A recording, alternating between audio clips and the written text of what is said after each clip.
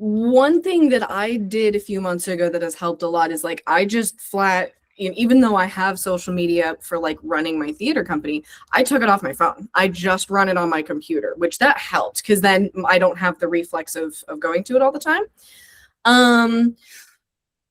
Part of it is also like how I was raised. Like y'all raised me to know that like I'm loved, I'm not alone, regardless. So I have that inner core as well. I'm also countering it with like the real in-person, like that kid that came out to me at that school that was like, because I see you, I know I'm going to be okay. And those moments help balance the reticular activating system in my brain and give my brain the data of like, yes, being visible is attracting some of this and the backlash that may or may not be bots, but me being visible is also helping these kids, which one pretty sure that outweighs right. And yeah. And having a younger sibling who's into cyber, and I don't have the numbers off the top of my head because I can't remember a number to save my life, but they looked up what is the percent of comments on social media that are actually just bots, and the same bot will post against a whole range of different kinds of people because it's just to get the engagement and to cause havoc. Right. And so when you keep that in the back of your mind, that the majority of these comments, these negative comments, are not actually from humans, that helps to just say, that might be a robot. I don't even need to reply. And also, after Beks comes off of social media, if they're upset about something, who are you? Who are you at your core? You know you are loved. You know you are beautiful. You know you are amazing. Building them back up is the first thing that I do. Yeah. And I'm also not much on social media because it's just so much negativity out there. I think limiting social media is number one. Right. Number two, whether in social media, in person, because I get people live in person who open a whole case of stupid right in front of me. And in that moment, I do a few things. One, I recognize that's telling me more about them than it's telling me about my kid, me, whatever. As a pastor, I have dealt with people who know better than I do my whole career. And I look at them and say, well, that's nice. God bless you, a little hot. But more importantly, after I recognize those, I limit the exposure to toxic people. I also, whether that's online or in person, and then recognizing what this is telling me about them. If it rubs a raw place in me, then I go, okay, what do I need to work on? Because there's places I need to let go of expectation, let go of relinquish control, relinquish fear.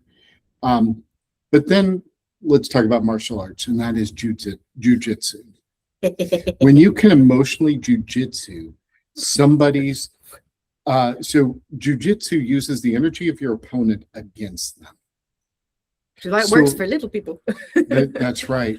So when somebody comes at you with a bunch of hate, you can take it in, or you can transfer it back into them.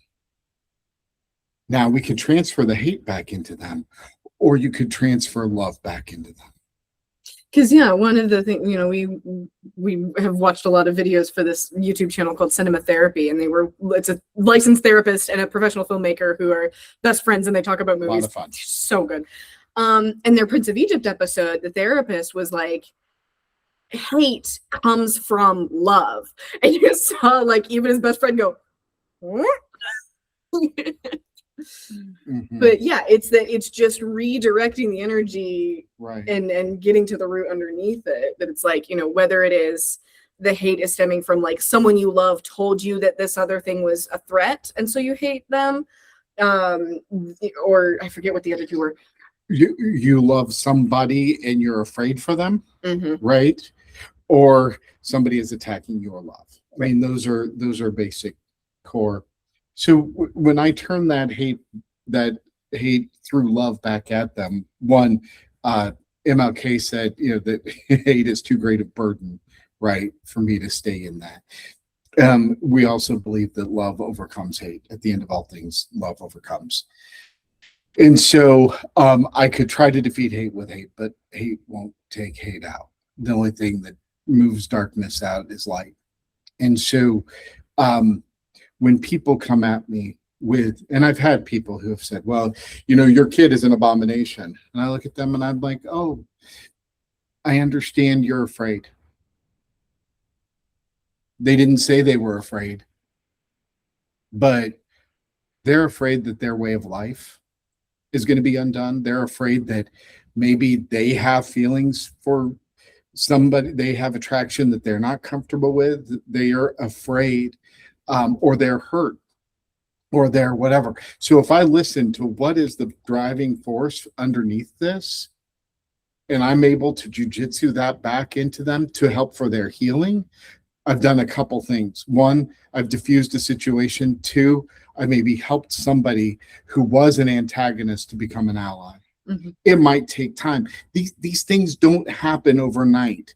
The transforming cultures and societies doesn't happen in an instant, in a soundbite. It happens through slow, methodical, consistent, compassionate refusal to back down.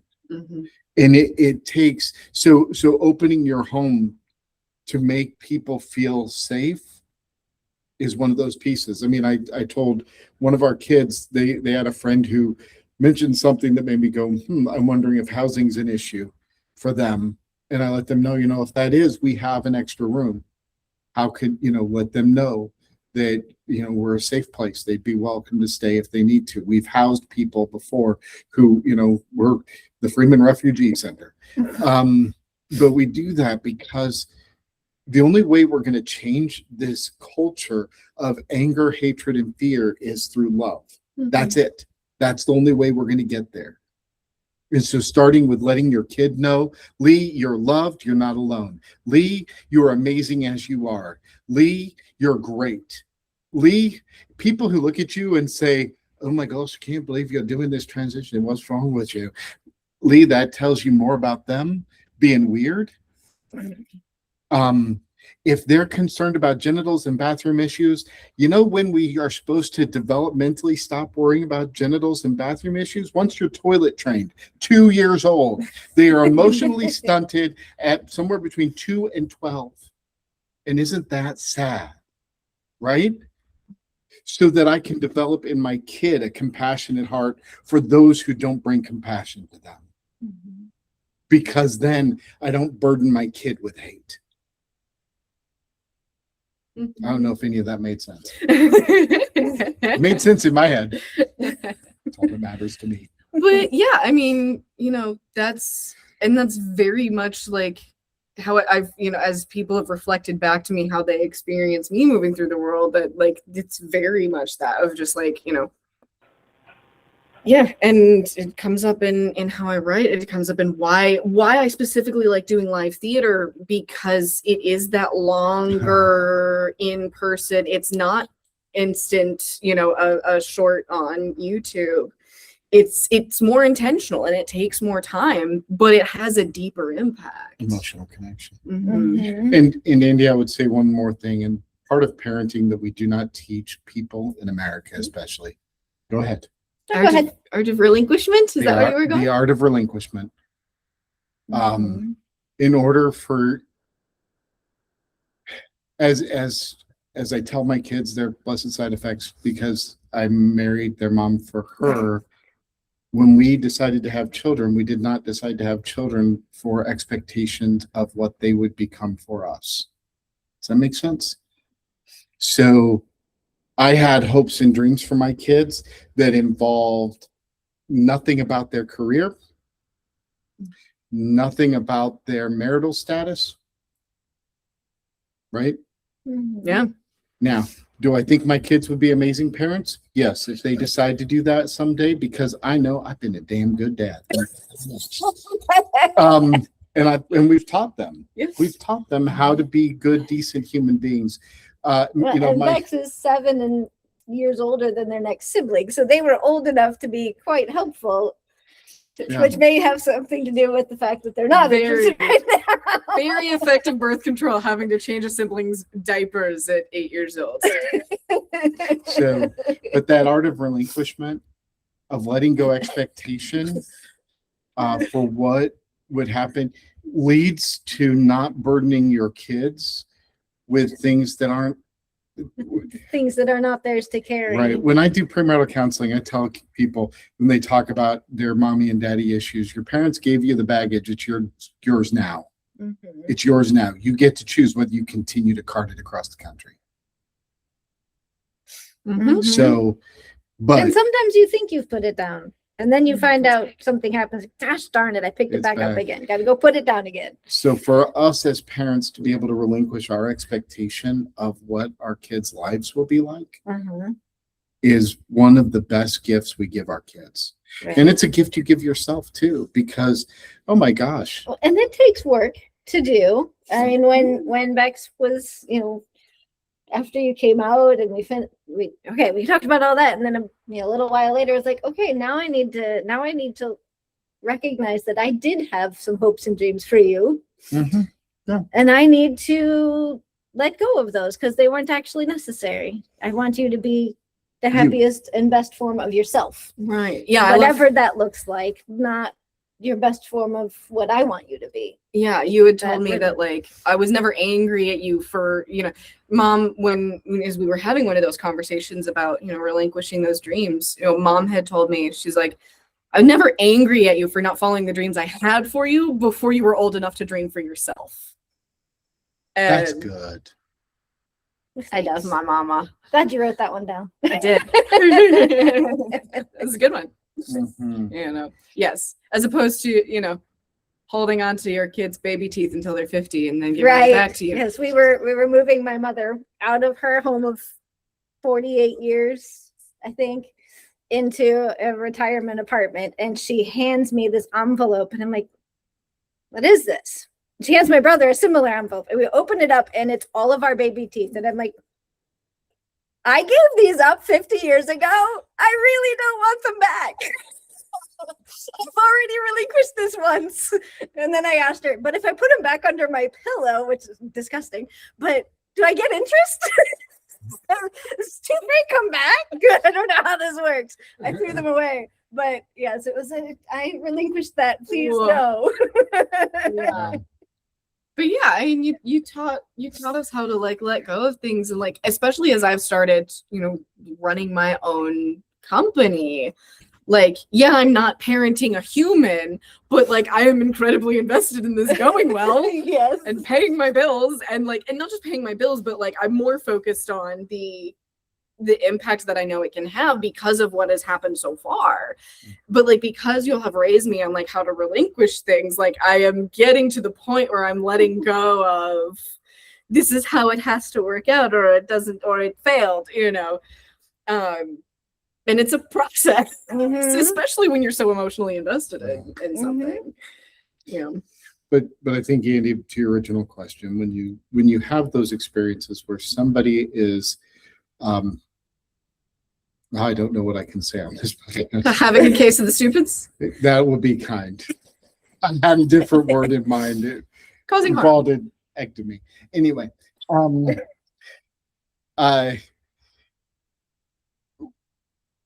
when you deal with somebody who says things that are harmful and hurtful, being honest that it hurt is important. Yeah.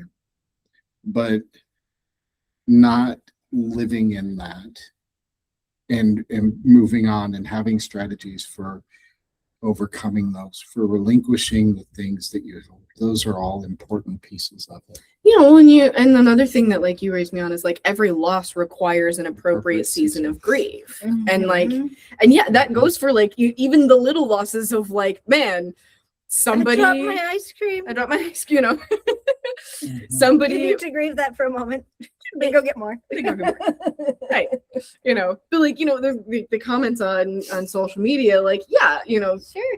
it does cause harm, and so that loss of you know,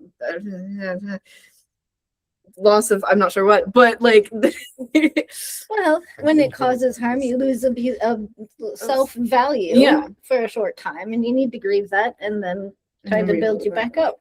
Yeah, thank you. You're welcome.